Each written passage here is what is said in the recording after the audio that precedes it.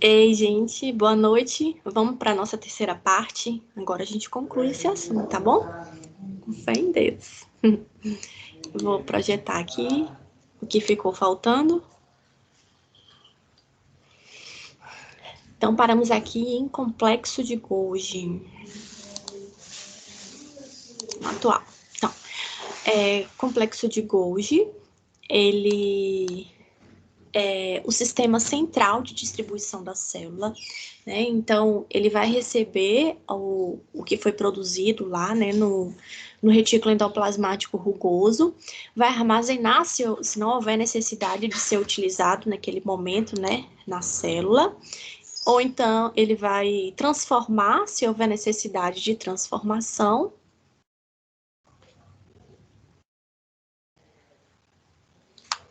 Peraí. Tá? Então, ele vai transformar se houver necessidade de transformação, ou ele vai direcionar para o lugar na célula em que tiver tendo a necessidade de ser utilizado, né?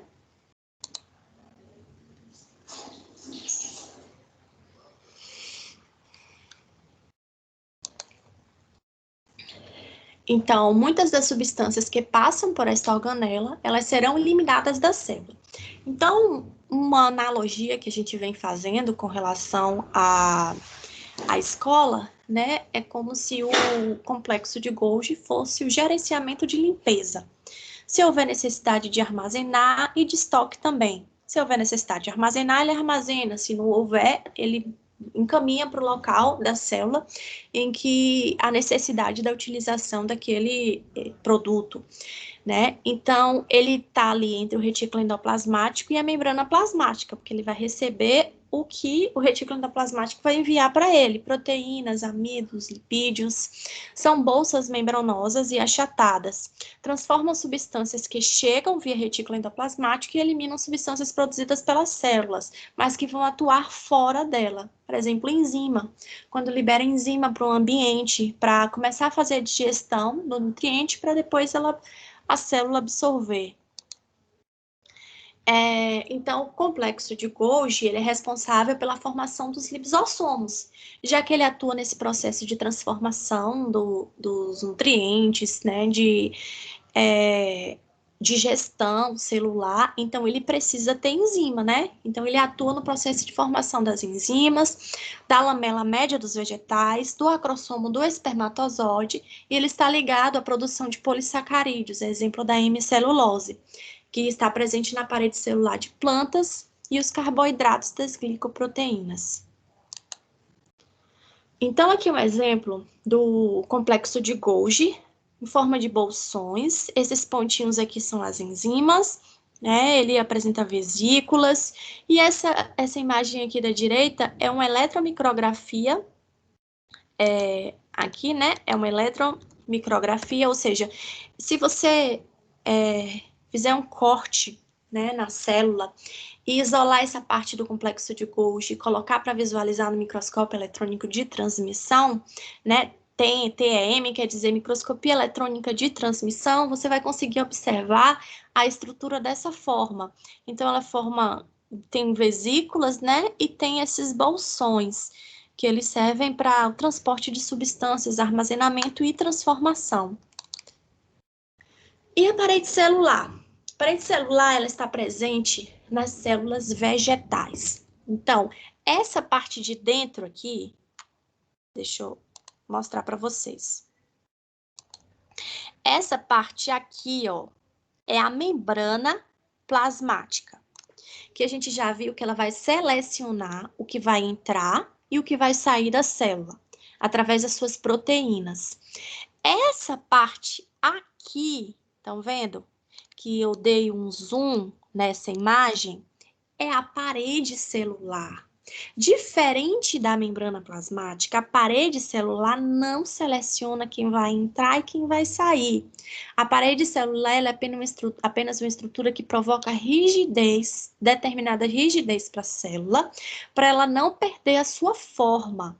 Sempre, independente se ela estiver túrgida ou flácida, ou plasmolizada, ela vai ter sempre essa forma por conta da parede celular. Então, observe aqui essas estruturas, esses espaços aqui são células. Aqui é uma célula, aqui é o núcleo da célula, aqui é outra célula, aqui é outra célula, e outra, e outra, e outra, ok? E entre elas existe a parede celular, tá? Entre uma célula e outra. Então, o que separa uma célula da outra não é a membrana plasmática, ela está interna, no caso dos vegetais, é a parede celular.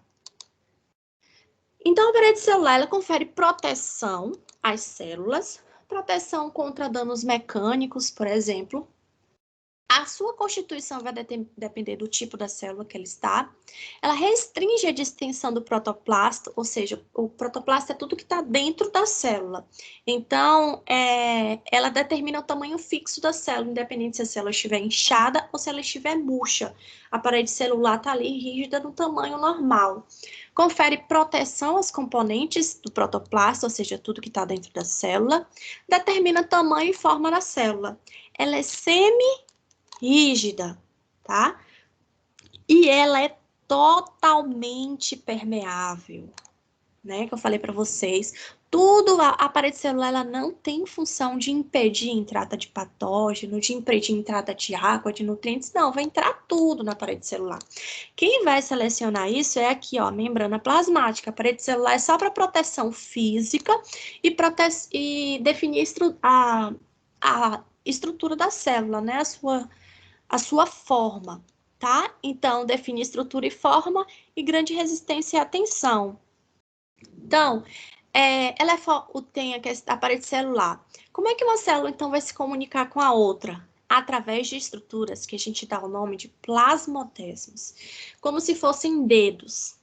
Eles aumentam o poder de adesão, de coesão, e as células começam a se comunicar. Então, aqui é uma célula, célula 1, e aqui é outra célula. E aqui é a parede celular. Como é que essa célula vai se comunicar com essa? Liberando nutrientes, trocando, fazendo trocas, né? A cada espaçozinho aqui é a região do plasmodesma. Essas regiões que têm esses espaços, elas permitem a passagem de nutrientes, de água, de minerais de uma célula para outra, tá? Então, aqui é a parede celular, aqui é a lamela e aqui são os plasmodesmos, tá? Aqui mostrando os plasmodesmos ligando uma célula a outra e permitindo o transporte de substâncias. De que a parede celular é formada? Ela é formada de celulose, lignina e pectina, que são polissacarídeos que conferem rigidez à célula. Então, a celulose é um polímero de cadeia longa, são várias moléculas de glicose, né, unidas, uma cadeia grande de moléculas de glicose, vai formar a celulose, tá? Que está presente aqui nos troncos, por exemplo, né? E é que depois vão dar origem, né, a matéria-prima para a formação do papel. Então, a celulose, ela confere rigidez à célula, né, à parede celular. A lignina também, ela é conhecida como lenina. Lenina é uma molécula tridimensional amorfa, ou seja, sem forma, observada em plantas terrestres. E quando ela se associa com a celulose, ela também confere rigidez, né, à parede celular. Uma organela muito importante são os cloroplastos, tá? Os cloroplastos, eles vão estar presentes nas células vegetais e eles são responsáveis, é o local em que ocorre a fotossíntese. Então, ele é responsável pela fotossíntese porque ele possui um pigmento chamado clorofila, que tem a capacidade de absorver os fótons de luz e convertê-los, né, com a utilização de água, de gás carbônico, né, converter em glicose, tá? É o processo de fotossíntese, apresenta forma esférica e ovalada. É uma organela que está envolvida por dupla membrana, tá? E pertence ao grupo dos plastídeos. apresenta membrana interna e externa, e um terceiro sistema de membrana, que são os tilacoides. Então, observe que tilacoide é cada discozinho desse aqui, tá? Cada moedinha é um tilacoide. E a pilha das moedinhas, que é essa estrutura aqui, a gente dá o nome de grano. Então, aqui a gente tem a membrana externa, a membrana interna, a lamela, o estroma é essa parte aqui, é como se fosse o citoplasma, né, do cloroplasto. Então, os cloroplastos, ele possui os pigmentos que são necessários para a fotossíntese, exemplo da clorofila e dos carotenoides.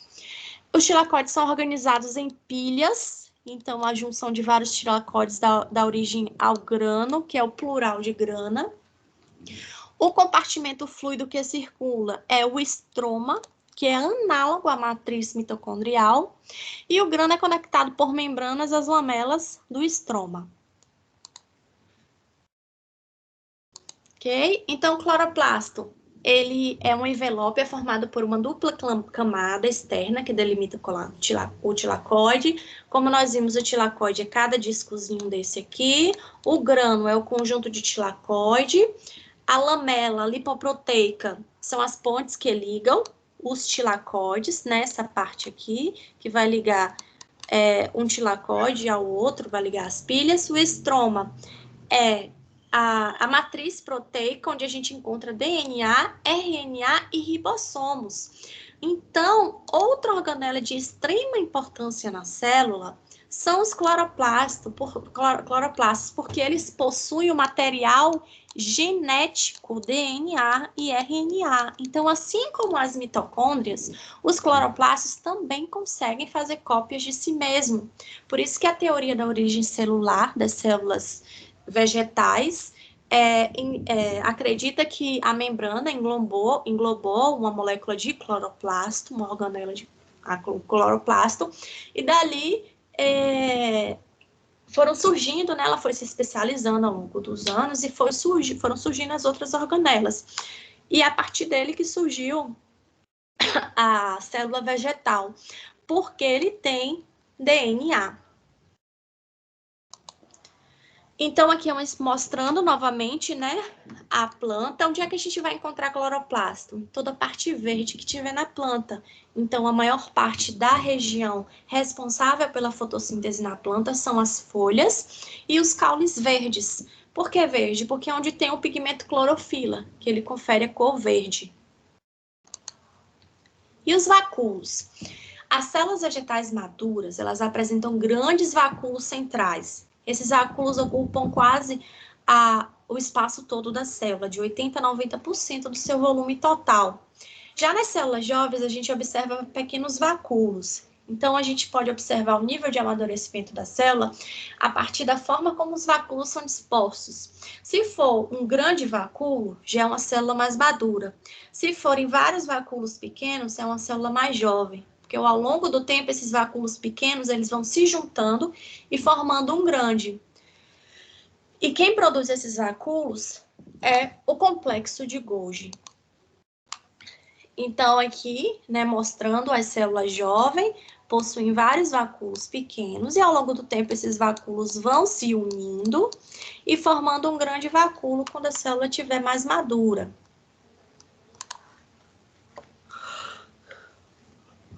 Os vacúolos são delimitados por uma membrana denominada tonoplasto. O que tem dentro do vacúolo? No vacúolo vai ter tudo aquilo que não pode ficar disperso na célula, que precisa ser armazenado naquele momento. Açúcares, proteínas, pigmentos, cristais, substâncias de defesa, tudo que tiver em excesso na célula, que não houver necessidade de estar ali disperso na célula, é armazenado no vacúolo. É como se fosse o depósito da célula. Se houver necessidade, ele libera. Se não houver, ele fica ali armazenado, tá? Acúmulo de solutos. O acúmulo de solutos produz uma força osmótica para absorção de água pelo vacúolo. Então, se há água em excesso na célula, o vacúolo absorve. Se a célula precisa de água, o vacúolo libera. Bem como outros elementos químicos, né? Então, ela reserva, né, produtos do metabolismo celular. Exemplo, amido, proteínas, óleos, ceras, dentre outros, água, como se fosse um reservatório da célula, né? Ela protege a célula de alterações osmóticas, então não vai sofrer alteração osmótica, por exemplo, em um meio, se a célula tiver em um meio isotônico. O que é um meio isotônico? A mesma quantidade de água é dentro e fora. A quantidade de água que tem aqui dentro do vacúolo é a quantidade de água que tem dentro aqui na célula. Então, o vacúolo não vai sofrer alteração. Mas se ele tiver em meio hipotônico, ou seja, pouco concentrado, né? O que vai acontecer? Ele vai absorver água.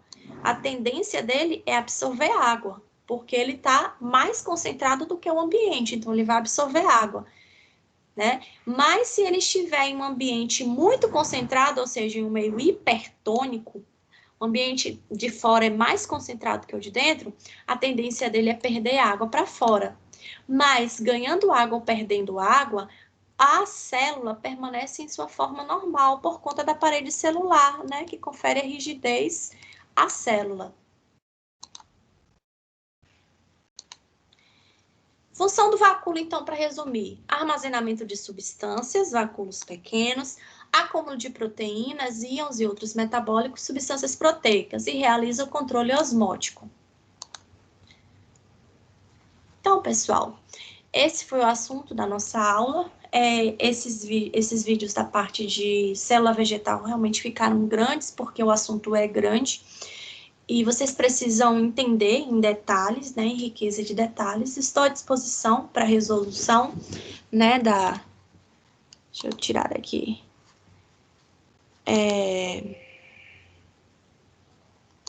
Para resolução das dúvidas de vocês, tá? Então, vão lá no Teams, respondam as atividades e qualquer dúvida eu estou à disposição, tá? Um abração para vocês. Fiquem com Deus.